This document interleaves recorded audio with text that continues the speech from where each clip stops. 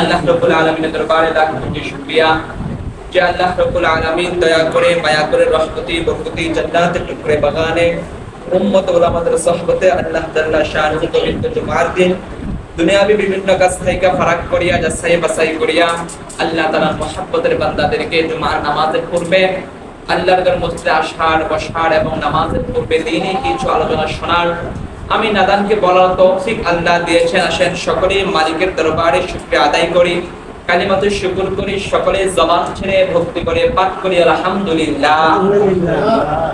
আলহামদুলিল্লাহ। প্যারে হাজরিন, আমি আপনাদের সম্মুখে পবিত্র কালামুল্লাহ থেকে যে আয়াতে কারিমা তিলাওয়াত করেছি, রাসূলের অসংখ্য অগণিত হাদিস থেকে যে একটি হাদিস পাঠ করেছি, উক্ত আয়াত উক্ত হাদিসে আল্লাহ এবং তার রাসূল সন্ত্রাস দমন সন্ত্রাস ধ্বংসের আলোচনা করেছেন। অর্থাৎ কিভাবে দেশ থেকে বিশ্ব থেকে সন্ত্রাস হারানো যায়, সন্ত্রাসকে ধ্বংস করা যায়, এই সম্পর্কে আলোচনা করেছেন। প্যারে হাজরিন, বিশ্বের এই মানচিত্র থেকে যতদিন পর্যন্ত সন্ত্রাস দমন করা না যাবে, সন্ত্রাস মুক্ত করতে না পারবে, ততদিন পর্যন্ত বিশ্ব কোনো সমাজ, কোনো দেশ, কোনো ব্যক্তি, কোনো পরিবারের শান্তি আসবে না।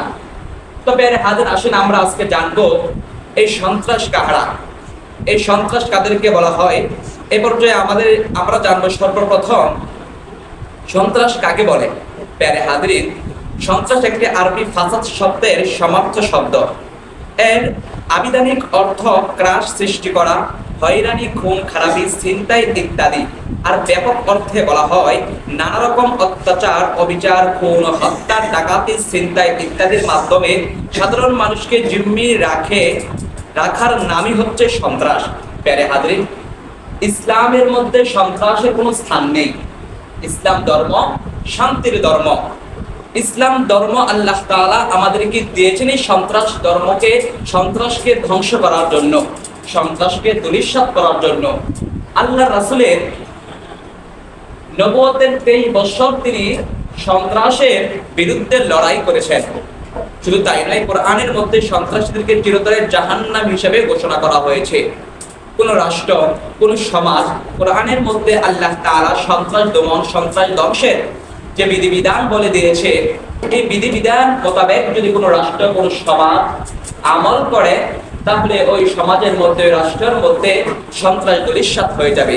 প্যারে হাজরিন, আসলে আমরা এখন জানবো ইসলামের মধ্যে সর্বপ্রথম সন্ত্রাস দমন ব্যবস্থা কিরকম ভাবে হয়েছিল। সকালে আমরা একটু খেয়াল করে মনোযোগ সহকারে শুনি। ষষ্ঠ হিজরির এক ঘটনা।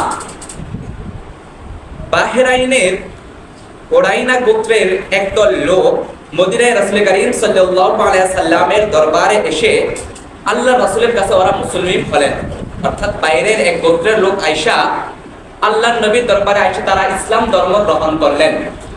এবার যখন ইসলাম ধর্ম গ্রহণ করলেন, তারা 1 দিন 2 দিন 3 দিন 4 দিন করে মদিনা শহরের মধ্যে থাকতে রইলেন। থাকতে থাকতে যখন আপনার কিছুদিন গেল, কিছুদিন যাওয়ার পরে হঠাৎ করে ওই গোত্রের লোকগুলা যারা কিছুদিন আগে মাত্র মুসলিম হয়েছে, ওরা আল্লাহ রাসূলের দরবারে আবার হাজির হইলেন। আল্লাহ নবীকে ডাক দিয়া বলে, ওগো নবীজি, আমরা আজকে দীর্ঘদিন ধরে মদিনা শহরের মধ্যে রয়েছে, আমরা পেটের পীড়ায় ভুগতেছি, অসুস্থতার মধ্যে আমরা রয়েছি, শহরের আবহাওয়া আমাদের সাথে মানাচ্ছে না, আমরা অসুস্থ হয়ে যাচ্ছি।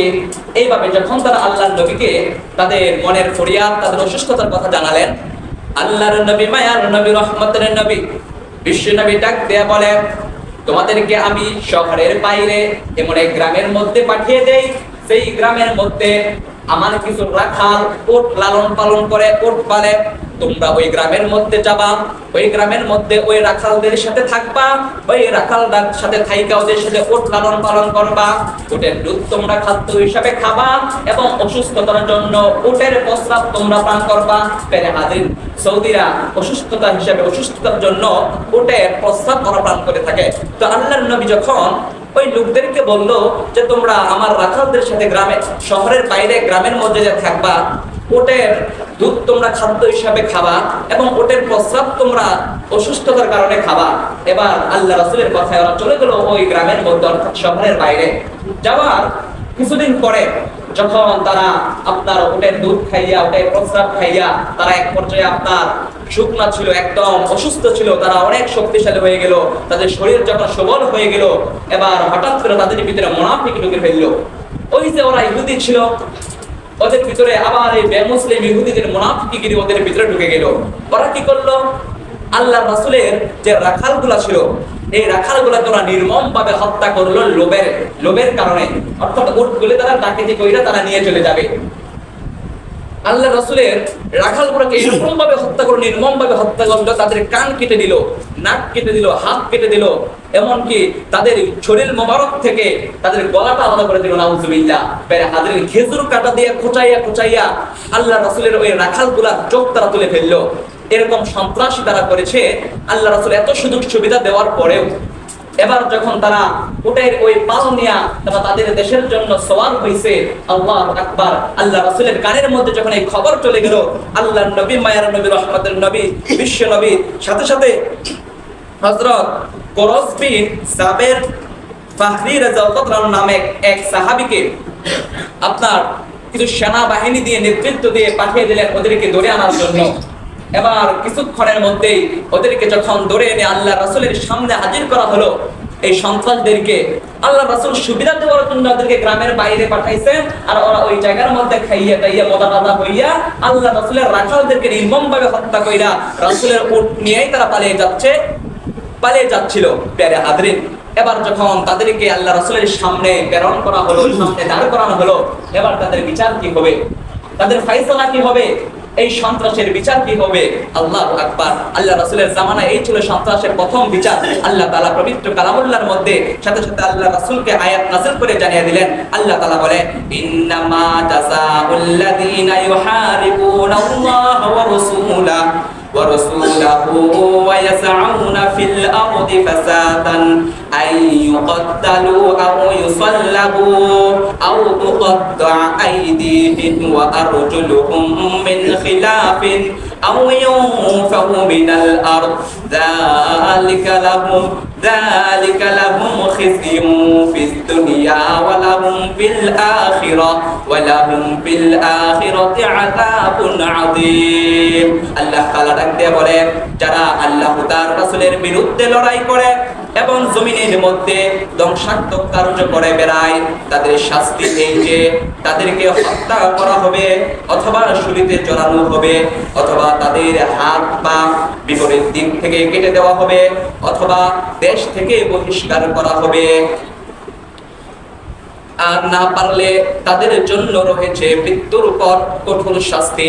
আল্লাহ রাব্বুল আলামিন আল্লাহর নবী, মায়ার নবী, রহমতের নবী, বিশ্ব নবীকে কোরআনের আয়াতের মাধ্যমে যখন এই এলান দিয়ে দিলেন, এই সতর্কবাণী জানিয়ে দিলেন, আল্লাহর নবী কোরআনের আয়াত অনুযায়ী সন্তানদেরকে যেইভাবে আল্লাহ রাসূলের রাখালদেরকে হত্যা করা হয়েছিল, ঠিক সেই রকম ভাবে এই রাখালগুলা, এই সন্তানদেরকে আল্লাহ রাসূল কি করলেন? হত্যা করলেন। তাদের নাক কেটে দেওয়া হলো, কান কেটে দেওয়া হলো, হাত কেটে দেওয়া হলো, তাদের চোখের মধ্যে খেজুর কাটা দিয়ে খোঁচায় তাদের চোখ নষ্ট করে দেওয়া হলো। আল্লাহ নবী এইভাবে সন্ত্রাসীদেরকে কি করলেন? শাস্তি দিলেন। আল্লাহ তাআলার কোরআনের আয়াতের মাধ্যমে আল্লাহ তাআলা যেভাবে জানাইছেন সেই রকম ভাবেই দিয়েছেন। প্যারে হাজরিন, এই ঘটনাটা এখানে আনার কারণ কি? আল্লাহ নবী ওই সমস্ত লোকদেরকে যখন তারা প্রেরণ করলো যে আমরা শহরের মধ্যে টিকতে পারতেছি না, আমাদের পেটের পীড়ায় ভুগতেছি, অসুস্থতায় আমরা ভুগতেছি, আপনি আমাদের জন্য কিছু করেন। আল্লাহ নবী ওদের ভালোর জন্য গ্রামের মধ্যে পাঠাইলেন আল্লাহ রাসূলের রাখালদের সাথে থাকার জন্য, ওদের দুধ খাওয়ার জন্য। তো আল্লাহ রাসূল কি করলেন? নিজে দুধ খাওয়ায় কালচাপ পারলেন। প্যারে হাজরিন, এখান থেকে আমরা এটাও শিক্ষা পাই, আজকে ফিলিস্তিনের মুসলমানদেরকে যারা হত্যা করছে ইহুদিরা, ওই ইসরায়েলের ইহুদি লাল কুত্তার বাচ্চারা, প্যারে হাজরিন, আল্লাহু আকবার, যখন পুরো গোটা বিশ্বের মধ্যে ইহুদিদের কোনো কি স্থায়ী ছিল না, কোনো ঠাঁই ছিল না, পুরো বিশ্বের কোনো দেশের মধ্যে ইহুদিদেরকে রাখার কোনো পন্থাই ছিল না, কোনো দেশের মধ্যে ইহুদিদেরকে রাখে নাই। কারণ ওরা যেখানে থাকতে চায়, যেখানে ঘুমায়, সেখানেই তারা খায়, সেখানেই তারা দখল চায়।